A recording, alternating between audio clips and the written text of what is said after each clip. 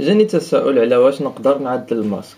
اوف كورس نقدر نعدل الماسك. هذا هو الفيديو اليوم. هو انا غادي نصنع واحد الماسك يكون بروفيسيونيل وخدام ورخيص ومزيان ومزون مزيان. قبل ما نبدا بالرياليزاسيون غادي نبدا بورقه وقلم ونرسم بروجي ديالنا.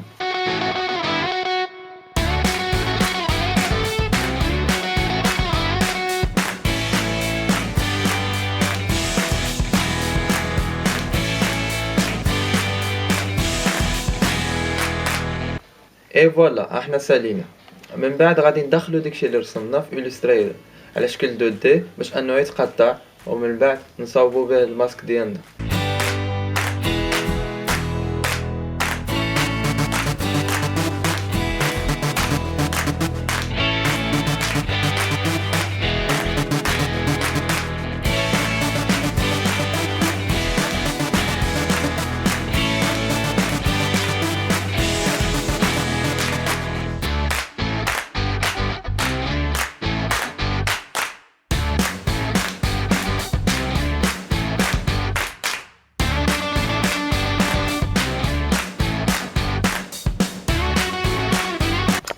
هذا هو الديزاين ديالنا. غادي نحاولوا نقطعوا بليكسيغلاس. غنستعملوا البليكسيغلاس بحال واحد البلاستيك اللي هو صالح انه يتوزينا ويتقطع ويتعدل على شكل دي فورم فينيسيون اللي هي مزيان. بحال اللي غتشوفوا دابا واحد سيمولاسيون ديال 3D ديال بعد ما نتوزينا ديك البلاستيكه كيفاش غادي تخرج. واخيرا ها الفيشي ديالنا. دابا باقي لنا غير نركبوا التول والبياسه ديالنا على الطيبول. يلا نبداو دابا باش نعوضوا البلاكه ديالنا هنايا باش تقطع. دابا حنا ركبناها انف يعني صافي ما يتزعزعش. دابا غير غادي نبدلو لوتي ديال 4 ملم واللي اخترناه. 2 3 and start and here we go. هيا مشى. غادي تحفرنا داكشي كامل وما تنساش تفولويني في انستغرام الا بغيتي تشوف الفيديوهات مكمولين. بالنسبه للثوب تقدر تختار اي نوع ديال الثوب، وانا غنبارطاجيو معكم اليوم هاد الثوب. هذا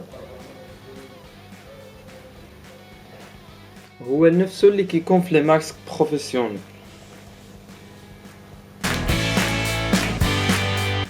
هادو هما جوج بلاستيكات ديالنا، هادو هما اللي غاديو في الجناب، ومن بعد غادي نجيبو لاستيكات ونجيبو من هنا بحال هكذا. يلا تبعوا الفيديو حتى الاخر.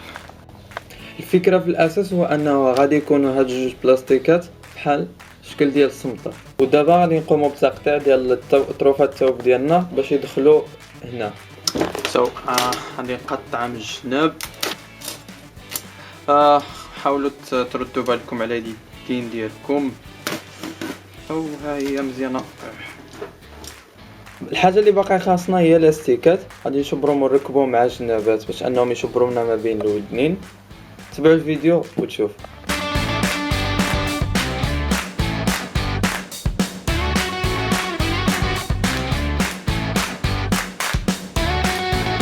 واخيرا غادي ندخلوا ديك طروفات الثوب اللي قطعنا مع جناب ديال البلاستيك باش انهم يتشبروا بحال الصمطه. الفكره في الاساس هو انه الا جا مزير ولا جا مرخوف بزاف تقدر انك تحكم فيه على حساب العبار اللي خاصك انت.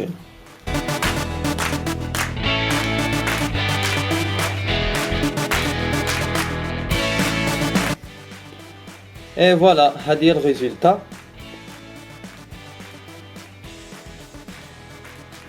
دونك هذه هي الريزولتا. بارطاجيو مع صحابكم، ما تنساوش تابوناو معنا في لاشين.